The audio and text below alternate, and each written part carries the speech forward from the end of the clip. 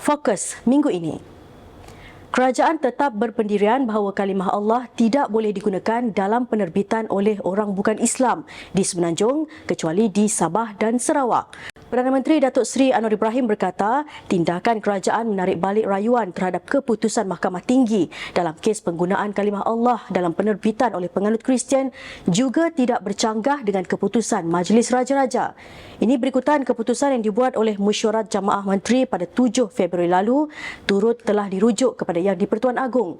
Setelah meneliti kes Jill Island dan melihat kes ini, khusus dari segi pentadbiran tidak melibatkan Allah kerana keputusan Peraturan Kementerian Dalam Negeri iaitu bersabit dengan dokumen oleh Jill untuk Sarawak.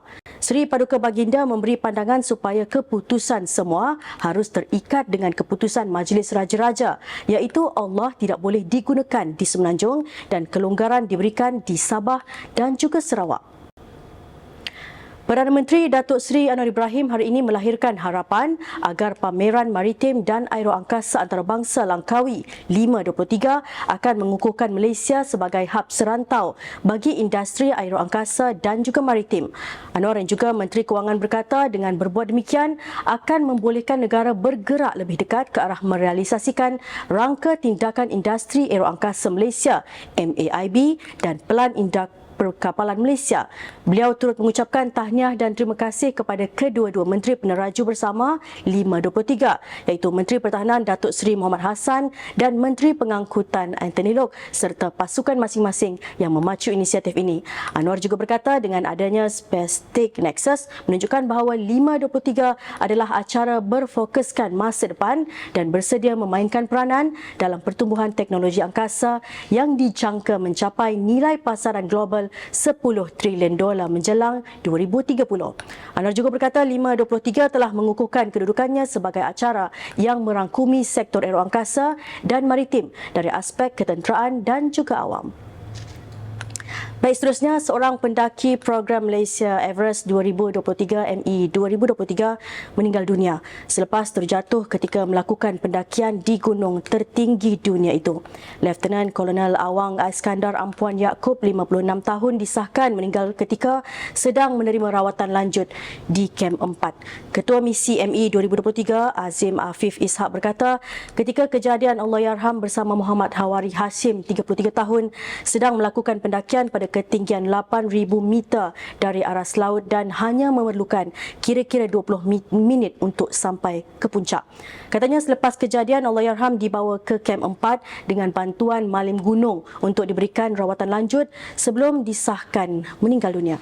Jelasnya selepas terjatuh Allahyarham masih dalam keadaan sedar sebelum dibawa turun.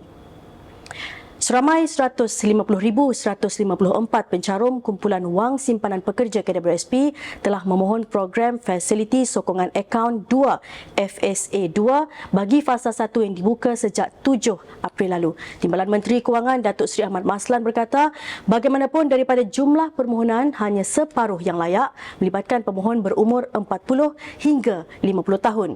Katanya FSA 2 ini telah dipohon oleh 150,154 orang, namun yang layak hanya separuh daripada jumlah tersebut iaitu hanya yang berumur 40 hingga 50 tahun bagi fasa yang melibatkan 76,018 orang.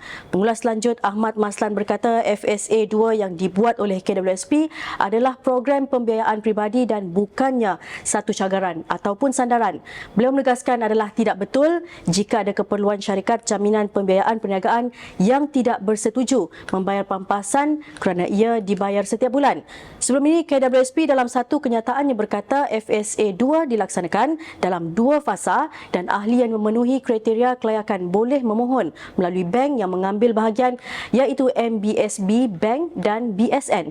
Fasa 1 bermula 7 April 2023 dan kekal dibuka selama setahun dengan permohonan melibatkan ahli yang layak berumur 40 tahun ke atas. Sementara bagi fasa 2 pula, tarikh permohonan untuk ahli di bawah umur 40 tahun akan diumumkan kelak.